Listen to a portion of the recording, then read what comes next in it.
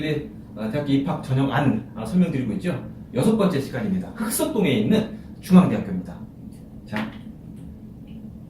자, 첫 번째 화면입니다. 중앙대학교는요, 정시가 30%, 수시가 70%입니다.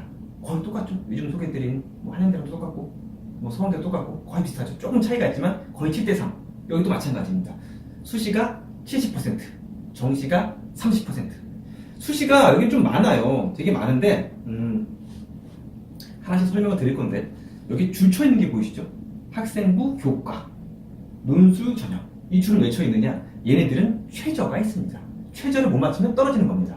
그러면 나머지 이론은 정시로 다 이월되는 거죠. 자, 하나씩 볼까요? 학생부 교과입니다. 한양대 때 설명했던 그 학생부 교과입니다. 학생부는 교과랑 비교과랑 나눠지는데, 교과, 성적만 가지고 뽑는 겁니다. 물론 여기는 이렇게 써있긴 써있어요. 교과 70%, 비교과 30%. 근데 이 비교과는 원래는 스펙이라고 해서 봉사활동이라든지 동아리 활동이라든지 이런 것들이 다 들어가는 건데, 얘는 뭐만 들어가는 거냐면 봉사활동의 시간, 출결, 요것만 들어가는 겁니다. 봉사활동 시간 못 채우는 사람은 없고요. 출결이 어마어마하게 결석하고 이런 사람 없습니다. 안 들어가는 거죠. 교과만 보는 겁니다. 그러니까 전교에서 1등 하는 애들이 쓰는 겁니다. 계속 그것도 1학년부터 3학년까지 계속 내신이 계속 좋은 학생들. 근데 그것도 부족해서 수능 최저도 있어요. 그러니까 그 학교가 너무 못하는 애만 잔뜩 있다. 그래서 걔가 1등 했지만 1등의 권한을 주기가 좀 그렇다. 이런 애들까지 걸러내겠다는 거죠. 그래서 학생부 교과입니다. 요게 8.9%. 그렇게 많지는 않습니다. 많지는 않지만 요거 학생부 교과 최저가 있지만 내신이 굉장히 좋은 학생, 1학년 때부터 굉장히 잘하는 학생, 쉬지 않고 계속 잘하는 학생을 뽑는 겁니다. 두 번째, 학교장 추천인데 교과라고 써 있습니다. 더 조금 뽑아요. 자, 학생부 교과 학교장 추천입니다. 자, 이거는요, 학교장 추천이라고 해서 교과인데 교장 선생님 뽑아주고 이런 게 아닙니다. 교장 선생님이 학생을 만나서 차나 한잔 하면서 이 자네는 굉장히 중앙대에 맞는 인재 같으니 내가 추천서를 하나 써줌세. 어떤가? 이렇게 해서 써주는 게 아니에요. 그런 게 아니고 이름이 이래요. 추천서를 사실은 안 받아요. 자, 뭐가 다르냐? 교과가 60%고 서류가 40%인데 비교과죠. 그리고 자기소개서까지 들어간 거예요. 근데 아까 여기는 요 비교과는 출결하고 봉사 시간만 들어가는 건데 얘는 다 들어가는 거, 스펙이 다 들어가는 겁니다. 스펙을 40% 보겠다. 근데 여전히 교과를 60% 보는데 이게 정확한 값이 있는 겁니다. 너의 내신을 다 봤더니 600점 만점 중에 너는 560점이다. 이렇게 정확하게 있는 거예요. 그러니까 여전히 교과가 상당히 많이 반영되는데 거기에 서류까지 보겠다는 겁니다. 아시겠죠? 뭐가 다른지. 그러니까 만약에 예를 들어서 얘는 전교 3등까지만 붙는다. 그럼 얘는 한 5등까지 붙는다. 그 중에 서류가 좀 좋은 학생이 붙이겠다. 예를 들면 그렇다는 겁니다. 서류까지 보는 거예요. 하지만 여전히 교과 성적이 꽤 좋아야 지원이 가능합니다. 최저는 없습니다. 여기서 많이 봤으니까. 자, 세 번째, 다빈치 인재하고 탐구형 인재 두 가지가 있습니다. 얘 두 개는 굉장히 비슷합니다. 이름도 비슷하죠? 다빈치 인재 종합 뽑는 것도 비슷해요. 자, 보실까요? 다빈치 인재. 다빈치 인재는 학생부 자기소개서 추천서. 아까는 추천서를 안 받았지만 얘는 추천서를 받아요. 이건 중요해요. 이 세 가지를 보는 겁니다. 자, 학생부 교과에서 이 교과 60% 들어가는 거는 너는 600점 만점 중에 아까 말한 대로 532점 이렇게 있다면 얘는 그게 없어요. 그 교과가 없어요. 그냥 대충 보는 겁니다. 성적을. 그리고 자기소개서도 읽어보고 추천서도 읽어보는 겁니다. 이 추천서는요, 학교 선생님이 써주는 거예요. 물론 교장 선생님이 쓰는 게 아니에요. 학과 선생님, 담임 선생님도 좋고 수학 선생님도 좋고 그 선생님이 써주는 겁니다. 이게 선생님이 써주는 추천서는요, 학생이 볼 수가 없죠.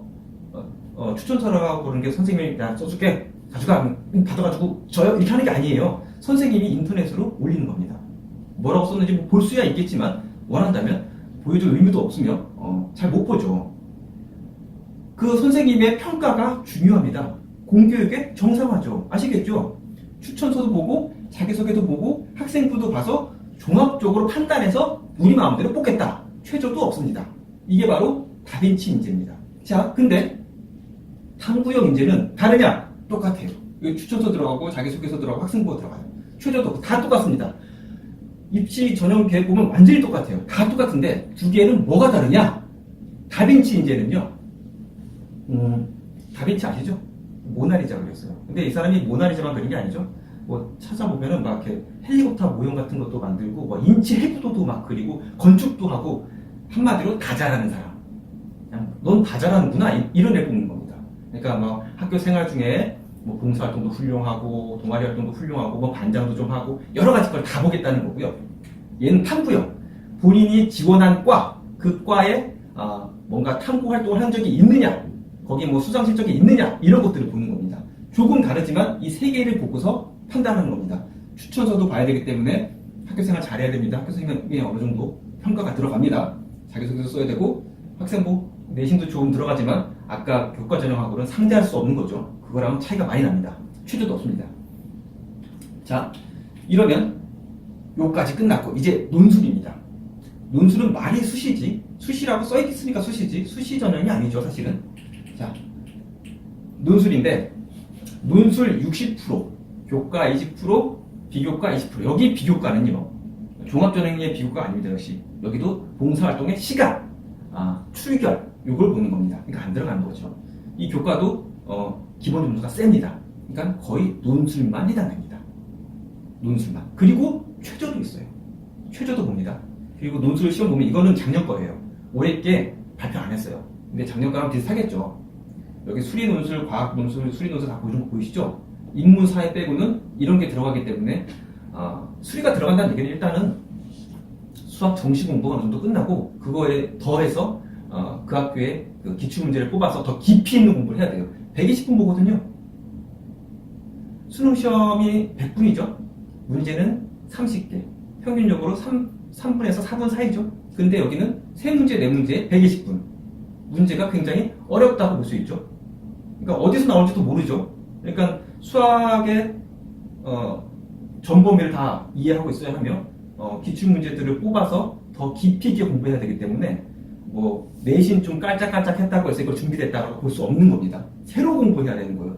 언어 마찬가지죠. 글 좀 잘 썼다고 그냥 막 붙는 게 아닙니다. 물론 이런 거에 비해서는 굉장히 가능성이 있지만 따로 어느 정도 준비는 하셔야 됩니다. 수시라고 써있지만 따로 어느 정도 공부를 해야 되는 거예요. 그냥 가만히 있다가 이것도 저것도 아닌데 그냥 한번 써볼까? 이런 식은 거의 떨어집니다. 자, 따로 준비해야 돼요. 말이 수시지 거의 정시 공부와 흡사합니다. 자, 이렇게 하면 수시, 모집 5가지를 다 설명드렸어요. 논술 굉장히 많이 뽑습니다. 이렇게 많이 뽑아 보이는 게 사실 이게 3개가 전부 다 따로 이렇게 자기네들 구별해서 그렇지 아마 다른 학교는 구별 안 해놓고 자기들끼리 구별해서 뽑을 거예요. 이게 구별해서 써준 겁니다. 자, 이제 정시 보실까요? 정시는 뭐 30% 뽑고요. 수능 100%입니다. 뭐 볼 게 없죠. 다른 게 전혀 안 들어가니까. 이거죠. 인문계 수학 40%, 국어 40%, 수학 40%, 탐구 20%입니다. 인문계인데도 수학 비율이 상당히 높습니다. 자연계 수학 비율 굉장히 높고요. 탐구도 굉장히 높습니다. 이제 최근 들어서 영어가 절대평가로 변하면서는 영어 비율이 굉장히 떨어졌어요. 정말 말도 못하게 떨어졌어요. 원래는 인문계에서는 영어랑 수학이 거의 비등비등 했는데 이건 이제 상대도 안 됩니다. A라는 학생은 나는 수학을 좀 못하는 대신에 그래도 난 영어를 얻어서 잘하잖아. 뭐 B 학생은 영어를 좀 못하지만 수학은 비교할 수가 없는 거예요. 걔네들이 비등비등한 게 아니죠. 영어 못하고 수학 잘하는 게 훨씬 좋습니다. 절대평가로 변하면서 반영하는 게 많이 달라졌어요. 자, 영어 과목은 그래도 지금까지 설명한 것 학교 중에서는 그래도 많이 떨어지는 편이지만 그래도 역시나 이거 그대로 들어가는 겁니다. 이 점수 그대로 추가로. 한국사는 뭐 10점에서 부등급이 8.4니까요. 한국사는 여전히 기분만 내는 겁니다. 우리 한국사 봐, 이 정도라고 보시면 됩니다. 영어가 상당히 떨어졌다는 거. 물론 좋은 학교이기 때문에 1, 2점 차로 갈리죠. 그렇게 따지면 좋지만 그래도 공부의 어떤 중요도를 따지면 국어하고 수학, 인문계에서는 자유계에서는 당연히 수학하고 탐구가 영어보다 훨씬 비율이 높다고 볼 수 있습니다. 자, 이렇게 해서 중앙대 설명을 드렸습니다. 입시에 대해서 전혀 모르시고 그냥 막 준비하시는 사람이 되게 많아요. 하루하루를 그냥 공부하는 거죠. 오늘 중간고사야 열심히, 오늘 기말고사야 열심히, 논술도 좀 본다는데 그걸 언제 하느냐? 고3 다 돼서 막 입시 쓸 때 막 그때 해요. 그러니까 고생은 고생대로 하고 사실 자기한테 안 맞는 공부를 했을 가능성이 되게 높습니다. 자기가 가고 싶은 학교는 여기 중앙대예요. 근데 내신은 이미 많이 망쳐진 상태예요. 2.3, 2.5 이렇게 많이 망쳐진 상태예요. 2.3 쪽은 사실 망친 건 아니지만 중앙대 쓰기에는 부족하죠.